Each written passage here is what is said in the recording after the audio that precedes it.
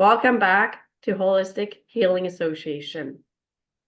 I've been asked to share my trauma story. Today, I will not be the one interviewing. I will be interviewed.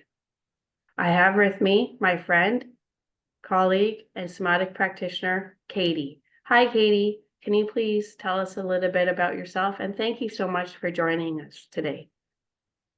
Hi there. Nice to be here. Yeah, I'm Katie. I'm a somatic inquiry consultant, also trained in the compassion method by Laura Duncan. Um, I live in the US. I love being outdoors in nature, taking walks, taking hikes. I love fitness and nutrition, and that's sort of what brought me to emotional healing work. So And what type of fitness do you enjoy? yeah, all sorts. It kind of started off, I was a runner at one point. I did a lot of yoga, but I'm really into strength training and hit cardio and just walking and, being outside. So, Awesome. yeah. And can you please tell us what it means to be trauma informed? Yeah. Trauma informed is a way of looking at someone's behavior, seeing past their behaviors and more of, what's causing the behavior. Um, yeah, it's recognizing that there's drivers beneath the behaviors, the addictions, the angry outburst, or whatever it is, and not having so much judgment around that behavior, right? So yeah, it's more of like recognizing that the nervous system, our fight, flight, freeze, fawn responses really affect us deeply, because trauma is really an inability to uh, just have an experience play out as it should on a nervous system level. Like trauma isn't the event itself, it's what happens inside of us. So yeah. Okay, thank you very much. That was a good explanation.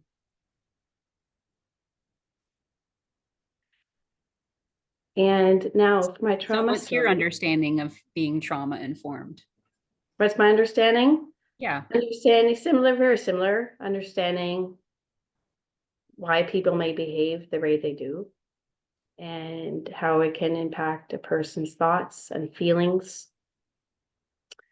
And I agree. It causes, once you understand, it causes you to be way less judgmental and a lot more compassionate Yeah. and react with empathy. Yeah. Because understanding a person's behavior, behind it, there's a lot of suffering and a lot of pain. Mm-hmm. And meeting the person with kindness and compassion instead of judgment or harshness is a much better way and much better approach to take. Yeah. And it's also understanding, I believe, the nervous system and how the nervous system can affect us. Yeah, that's great. Thank you. So tell me a little bit about yourself, Erin. Okay, I'm Canadian. My heritage is on German, Irish, English, and African. I'm a mother. I love being a mom. And I got a puppy here in my lap. I love being a mom. It's the best gift God's ever given me. I grew up playing ringette for about 15 years.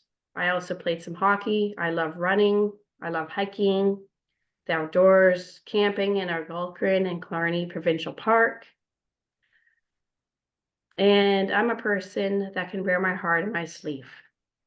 And what that means is when people don't treat me right, it may affect me a little bit different than the average person. I might just be a bit more sensitive.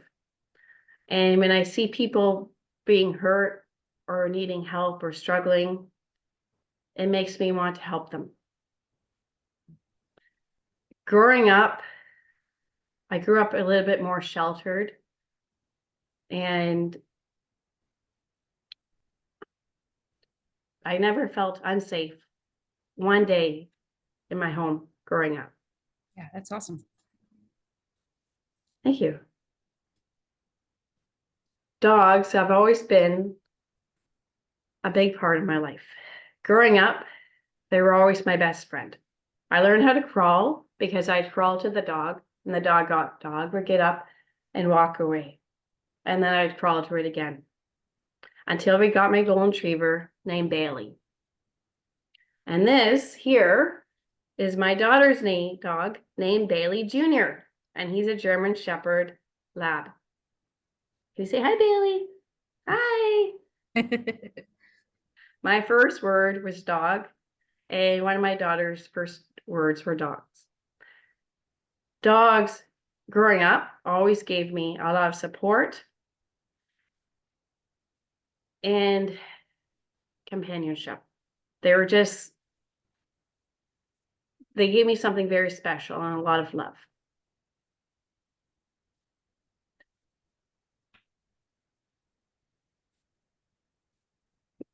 So tell me about the part of your story that you want to share here today. Sure.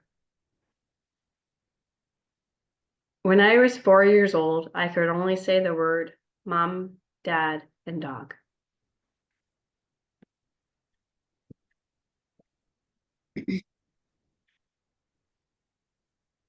When I was 8 years old in grade 2, kids started calling me stupid.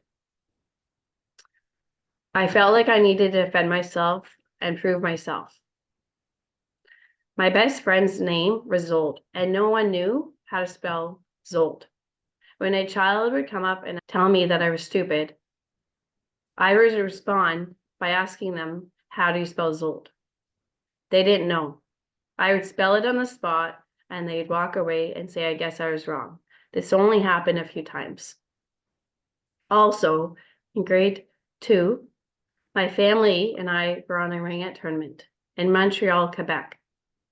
They told me about a church called Saint Joseph Oratory, built by a man who also had his own struggles.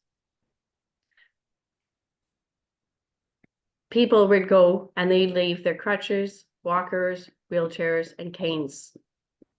I became so excited, and my parents became concerned that if they brought me there and I was not healed, I would lose my faith. However, I was so eager, they took me.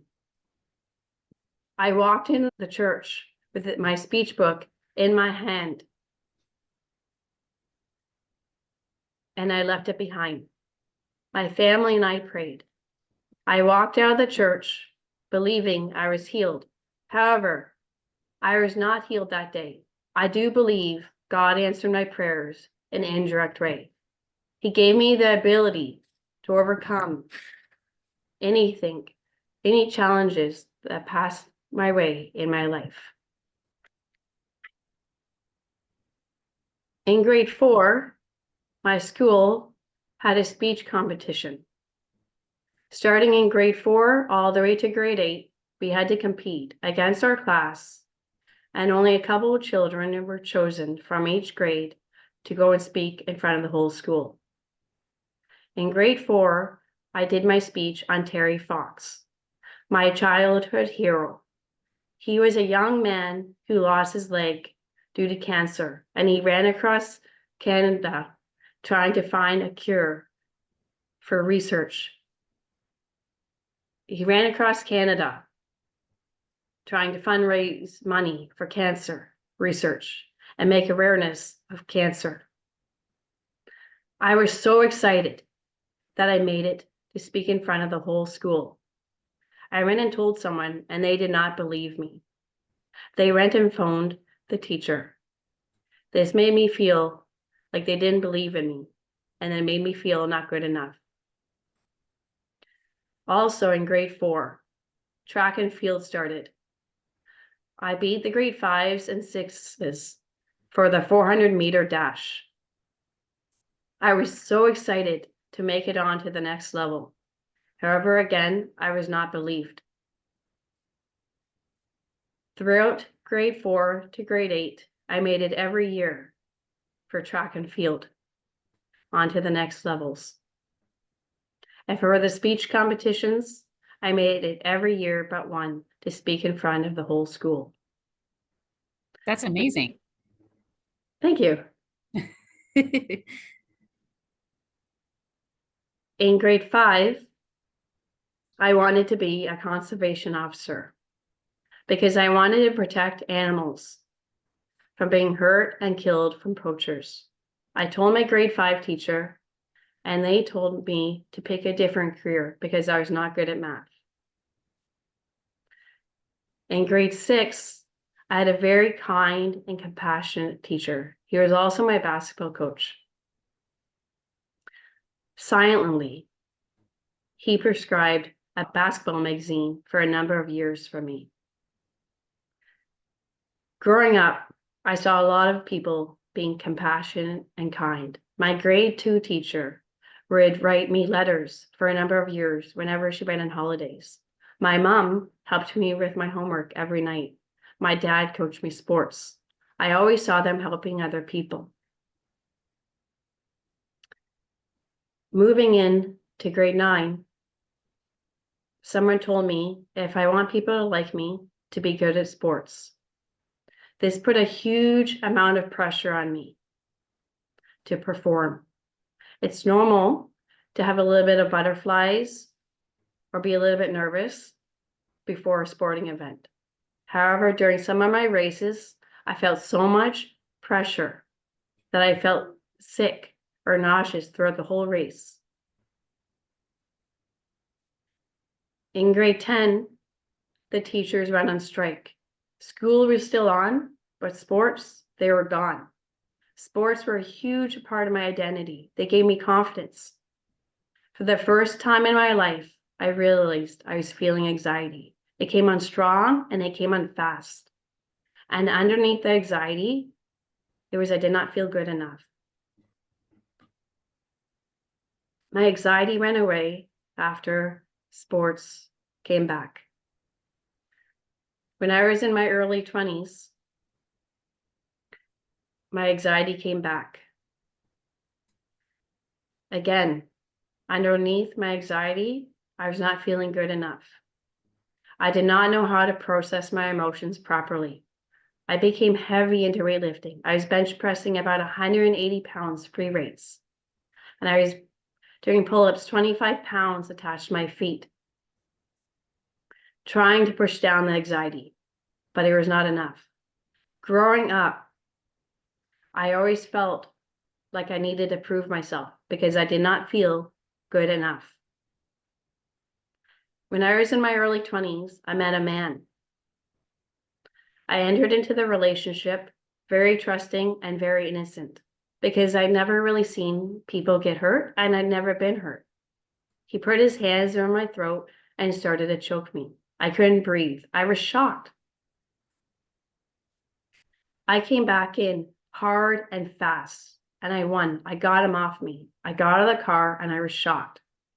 The impact this had on me is I did not date for a number of years because I put up an emotional wall and I did not trust men. And even after that, when I started to date, I did not let men in because I didn't trust them. In my early 30s, I met a man. We dated for 2 years. He was kind. He was calm, which I liked. He was easygoing. He started volunteering when he met me in a nursing home that I was working at, bringing my dog in to visit the seniors. He started visiting there and he started volunteering in the kitchen. He also started giving food to the homeless with the nuns. I saw his heart and I started to fall for him. We dated for 2 years. We did not live together before we were married. 6 weeks into the marriage, he started to become mean. I was shocked. Then I became angry and then sad. and then worried. He grew up in a home that was very abusive, and he had suffered from a lot of neglect. He's not a mean person at the core. He's a person that is hurting. And sometimes when we're hurting, we lash out at those that are closest to us or those that we feel are safe people. I was that person for him.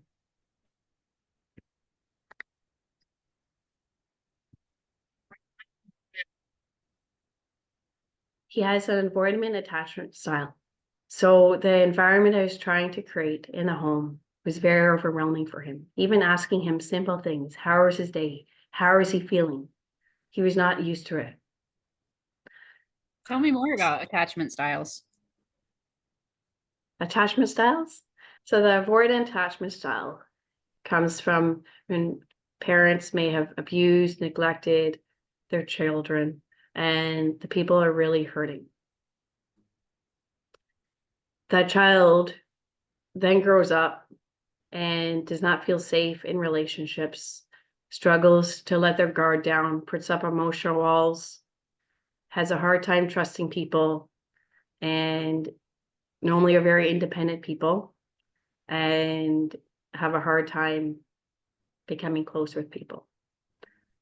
Anxious attachment styles is where you want to be close and you feel anxiety in relationships, and that normally comes from parents that are sometimes they're attentive and sometimes they're not attentive, or it could come from parents that were very attentive and very much involved with their children growing up. But I mean, like, very highly involved. Then there's secure, where the parents were very healthy involved, and the person feels very secure in relationships. And with my husband, subconsciously growing up in that home life and moving into mine, that was his normal. And for me, it was a huge shock. It was like throwing me into a boiling pot of water.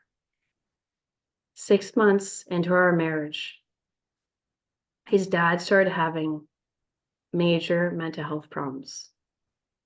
It was my job to go check on him most days when no one was home. I had no training in trauma or mental health. I started to see things that gave me a lot of concern. And I started to do research because I wanted to understand what was happening. I started to become concerned that he may kill himself. I ran to my husband and I ran to his mother and I said, I'm afraid he may kill himself. And this needs to be taken a lot more seriously. Nothing was done. A week later, he killed himself. Oh, that's terrible. It is, I know. And I wish I had done more. And I wish I'd made the call. I didn't want to overstep. And I did not think it was going to happen within a week. I thought maybe within a year. Wow. So what was happening with him? He was seeing things that were not there. So he was seeing things up in the sky and talking to people that have passed away.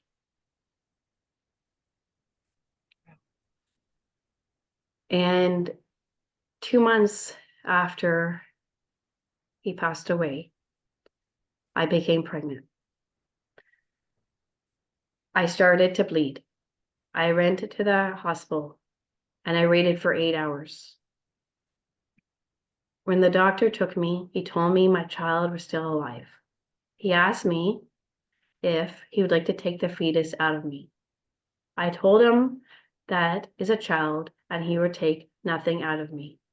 He kept on calling my child a fetus and gave me no support. I went home. I took the next day off work and tried to stay still. Friends came over and we prayed. The next night, I became ill. My parents came over to support me.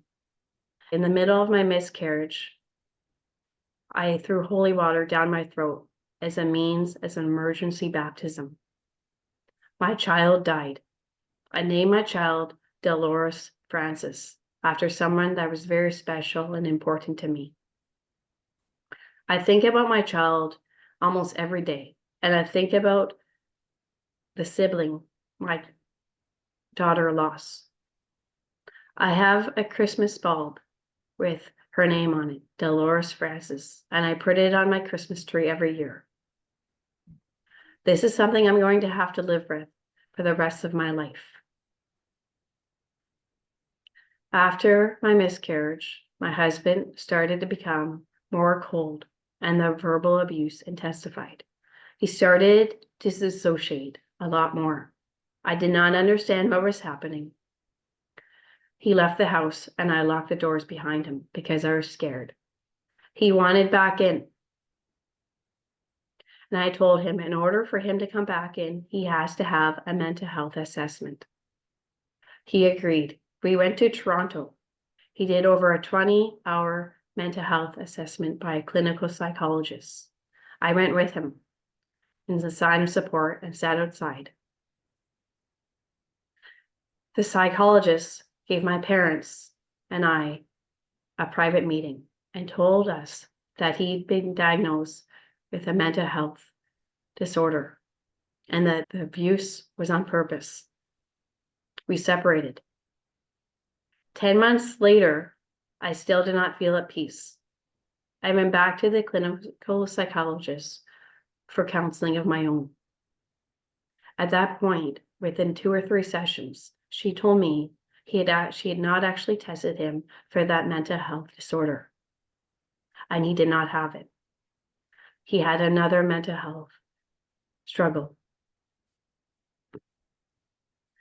I was in the process of annulment in the Catholic Church. I called the church right away and we paused the annulment.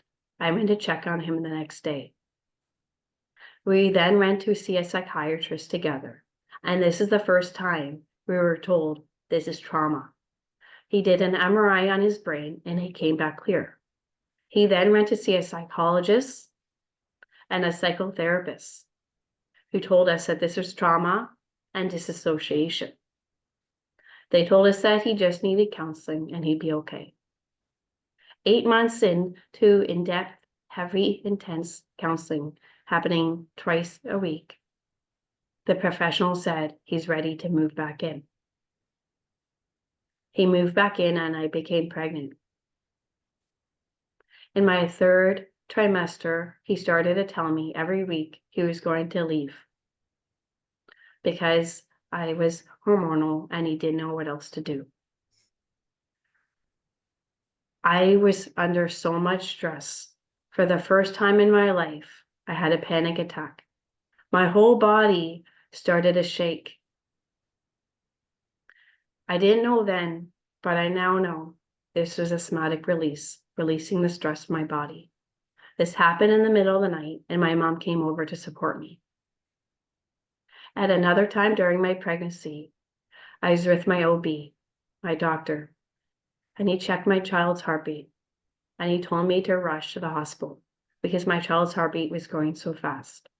I believe again, this was out of stress. When I was in labor and I was laying on the hospital bed, a few people came and supported me. One of those people was my dad. I lay there crying, and so did my dad, because of the amount of stress I was under, and I was worried for my child. After my child was born, my husband continued to tell me he was going to leave. I did not feel at peace with this, and I asked him to leave. He has now started his own healing journey. He's using embodied processing and somatics, and I am happy for him. We get along well, and there is peace. However, he continues to live out of the house. During this process, I went to his mom. While everything was happening and everything was happening in the house, I was looking for help and direction. And I went to his mom. And his mom told me to get a hard shell and not to tell anyone what was happening in the house. I also started to write everything down. I started writing what was happening in the house, and I started to write all the verbal abuse that was happening. It turned into 50 pages long. I started to write, and this was one of the first steps I took to healing because I couldn't get it out of my head. So writing it down, I was able to help file it away. I didn't write I think, I didn't write I feel. I wrote dates and I wrote facts. And this is what I handed into the church. And this is what I handed to many psychologists, sending it out, trying to find answers and trying to find help.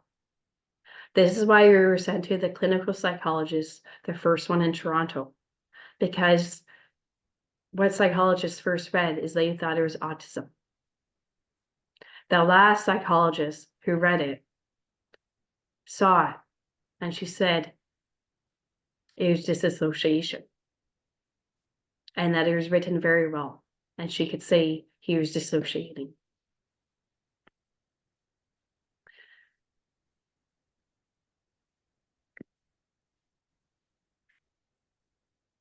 And when all this was happening in the house, one of the first places I ran was the church. Because I've always taken and believed the church is a place of refuge. And I had a lot of support. The church supported me 100%. I had a priest drive an hour away to see me. I had a friend, I had a nun befriend me through this process. And I also had a priest allow me to call him whenever I needed it. And I want to make clear with what I'm about to say, I do not blame the church at all. They are very supportive. However, I did go to some Christians, and I was told if he is going to counseling to learn to stop abusing you, I need to go to counseling to learn how to put up with the abuse. By another, this is my cross to carry, and I need to take care of him. By another, I'm not called to have children, and I'm supposed to take care of him. By another person, if I have sex with him, he will stop abusing me. By another person, if a child grows up in the home without a father in it, they will become a psychopath. And the next time I saw that man's mother at church, she stared and gawked at me for a long time, like I was a tart or a bad woman. I do not blame the church. These are individuals, and what they were saying is not aligned with the church. However, there are people that I know and that I care about, that I know have religious trauma, and some of them do in fact blame the church. And they've been hurt. And I want to say today that I'm sorry, and I know how much I've been there. I know how much it can hurt. And I think we all need to become a lot more aware of how we're impacting others. And I can say what these people said to me, I do not believe they were trauma informed. I don't believe they were trying to be mean, because I know these people. They're nice people. I was going to them for advice, and this is the advice they gave me. They do not know how it impacted me. I believe it's messed up, but I want to say I forgive them, because I'm not going to be walking around with hate in my heart. They don't know how it impacted me, and they don't think about it today. So if I'm walking around with hate in my heart, it's only impacting me. This is for you. Forgiveness to me means I don't wish a person harm, and I wish the best for them. And I definitely wish the best for them. Forgiveness does not mean letting down your boundaries. And I don't want people hearing that. That's what they believe I think. I don't think it. Sometimes we need to keep our boundaries up to keep safe. And other times we can slowly allow our boundaries to come down if we're safe.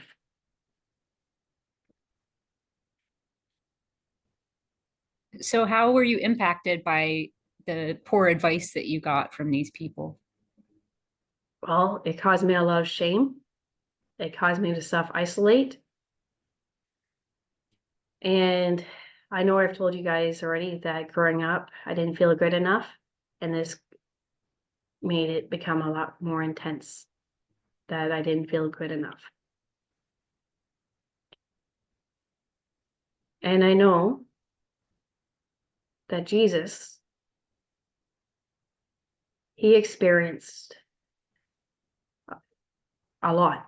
And when he was dying on the cross and he was looking down at the people, when the last words he said was, "Forgive them, for they do not know what they are doing." And he said this, I believe, with a lot of compassion and love. I believe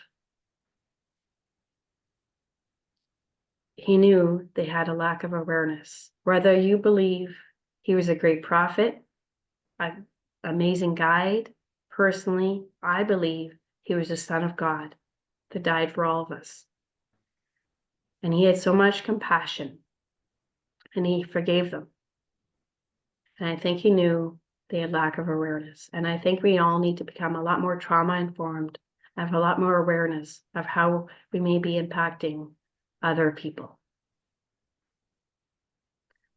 And when I say that Jesus knew they had lack of awareness, they knew they were killing someone,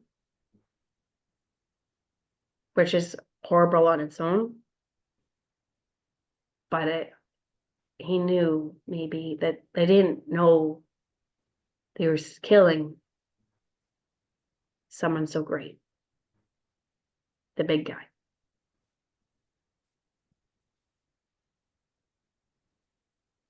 So how did God help you in this process? God was my refuge and my strength. I couldn't have gone through this without him, and I'd be at a totally different place without him. And he sent in people to help. And he's also given me healing. And I also had some really good friends stick by and help me. And when were you introduced to embodied processing, the somatic work that you're doing now? About 2 years ago. And what was that like? So what was it? All the experiences that you had before with everything you just shared that kind of brought you to that place, or? No, it wasn't. No. I wanted to help people with trauma, and I guess yes, like going through and seeing everything my ex suffered with and how much he struggled and how much pain and what he went through, and going through all the counseling sessions with him made me want to help people with trauma. And how did it affect you? I mean, what's somatic work done for you in your own personal life? Well, I came in with a lot of shame, and Peter Levine says one of the most difficult types of shame is when you have to go against your moral code. And separating, I had to go against my moral code, my deep morals and values. And this caused a lot of shame. Like I mentioned before, I was self-isolating. Not to an extreme, but I was self-isolating. It's also helped me learn more about myself and who I am. And it's a journey, and it's helping me with my anxiety, and it's a healing journey, and it's one not to be taken alone. Yeah, that's great. I had a few really good somatic practitioners come along and support me. They give me a lot of sessions, and that's really helped me with my healing journey. Yeah, isn't it important to have community in this healing journey? It's so important when you're healing to do it with people because community is so important. And when you feel like you don't belong in the community anymore, that can be a trauma on its own. And it's so important to have community and to heal with people. If you can meet people, they're on their own healing journey, that could be amazing. But even if you can find one person that can support you, that can make a significant difference. Yep, I agree. Is there anything else that you wanted to share today? Yes. So I'd like to share how trauma informed has changed my life. Trauma informed has helped me see with more compassionate eye, with more empathy. It's helped me see that a person at their core is not necessarily their behavior. Because when we have trauma, we may be being triggered. And we can act in ways our core self would not act. It may lead us to addictions, drug, alcohol, gambling, sex, shopping, eating addictions. And there's so many people hurting in the world. And there's so many people hurting from their childhood because they didn't get the proper love and care and support they needed as a child. And now they may struggle as an adult. And people are so fast to judge and point fingers. Being trauma informed has also helped me understand myself better. Trauma can also lead people to have mental health struggles, obesity. When we experience trauma, we may not know how to process our emotions.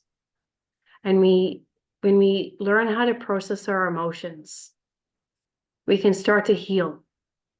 And when we start to heal, our life can become better and our life just improves. And our jail systems and our homeless population are full of the most traumatized people. And I think we just need to be a lot more compassionate with ourselves and with others. And when we are trauma informed, it allows us to have understanding. And when we have understanding, we can meet people where they are with empathy.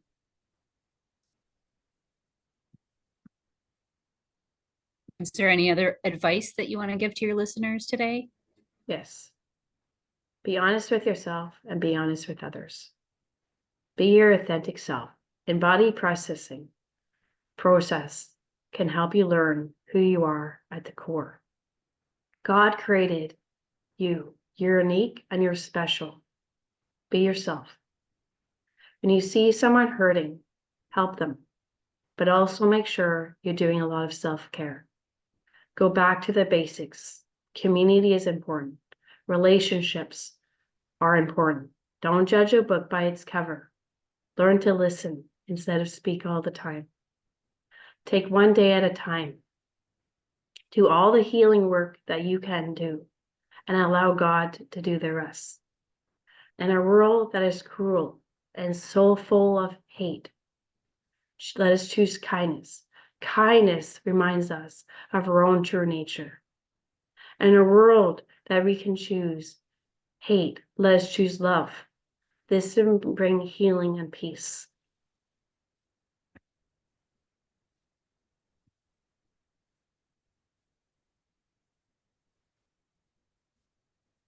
With trauma, there can be stigma.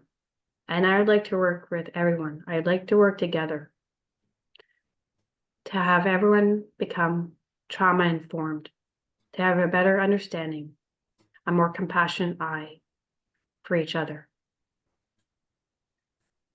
And when we do that, I believe the world can become a better place. And it's so important that our leaders become trauma informed, our police officers, our doctors, our teachers, our politicians. One person at a time. One person can make a difference. And when one person is hurting, it can impact another. And we're all connected. So let's work together for a more trauma-informed world. Thank you so much for Katie for interviewing me today. It was a pleasure to have you. Yeah, thanks for having me. It was great to hear more of your story. And by the way, guys, Katie is a really, really good somatic practitioner and a good person. So she's a really nice girl. Thanks, Erin. I am just being honest.